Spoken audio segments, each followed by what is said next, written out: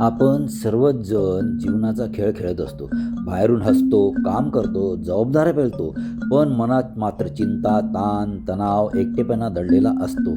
शारीरिक आजारासाठी आपण लगेच डॉक्टरकडे धाव घेतो. मग मन जर आजारी पडलं, तर मग त्याच्यासाठी का नाही?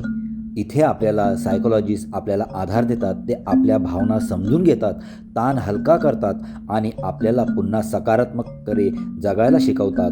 सायकॉलॉजिस्टकडे जाणं म्हणजे कमजोरी नाही, ते खऱ्या अर्थाने धाडसाचं प्रतीक आहे. कारण स्वतःचं मन जपणं हेच खरं मोठं धैर्य आहे. म्हणून वेळ न दवडता आपल्या मनाची तितकीच काळजी घ्या आणि गरज वाटली तर नक्कीच सायकॉलॉजिस्टकडे जा. आणि हे सायकॉलॉजिस्ट तुम्हाला एक आनंद देतील, एक चांगला उत्साह देतील. खूप नक्कीच खात्रीने सांगू शकतो. माझ्या चॅनलला लाईक करा, सबस्क्राईब करायला आणि शेअर करायला अजिबात विसरू नका.